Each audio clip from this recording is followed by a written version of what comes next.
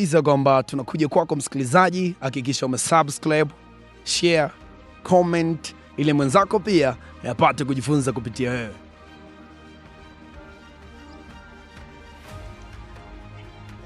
Bana, kama tulivyokuambia kwamba tunaendelea kuzunguka mtaa kwa kitaa tukiwa na Big TV Safari, na loko nyuma kamera inaitwa Kashi Pro, jina langu naitwa Mtmo Khan.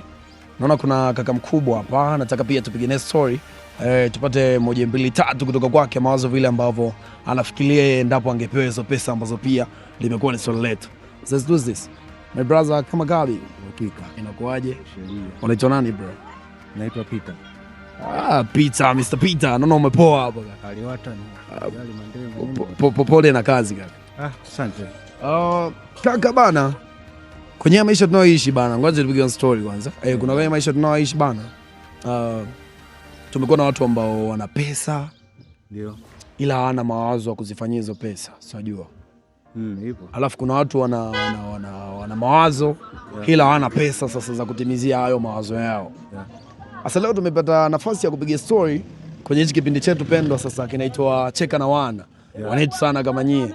Tukaona wacha tupige story na wana huyu na huyu, tukusanye mawazo ili ambaye ana pesa alafu hana cha kufanyia akote mawazo kutoka kwetu, ama vipi? Sasa kwenye swala la ufugaji ni kama wazo, mtu unampatia wazo kwamba anaweza kufanya jambo fulani.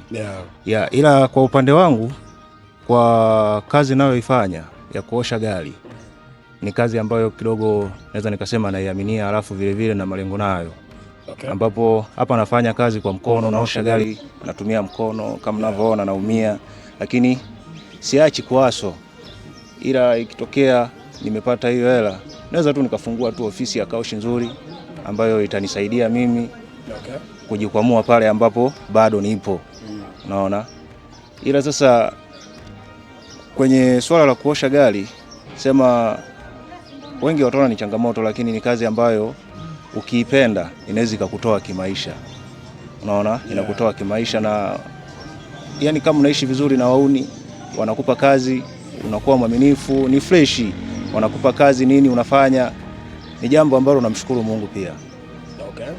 Ila milioni 10 ukipewa, kwangu mimi nikipewa, jambo la kwanza kabisa nitafungua kaushi. Nitanunua mashine nzuri kwa ajili ya kuokoa mikono yangu inavyopata shida.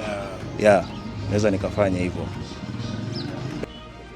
Bana, haya ni mawazo ya kaka mkubwa hapa. Amekwambia tu kabisa kwamba yeye angepata hiyo milioni 10 angefungua zake kaushi bana, tuendelee kupata huduma kwa ubora kabisa. Lakini anakwambia tu kabisa kwamba kazi yako ipende. Hicho ndio kitu kimoja ambacho tumekiokoa kutoka kwake brother. Sijui umeokota nini kwa brother, lakini mimi ndio kitu ambacho nimekiokota. Hiyo inaitwa Big TV Safari. Jina langu naitwa Mtmo Khan, aliyeko nyuma kamera anaitwa Kashi Pro. Bana, shukrani kaka. Haina noma.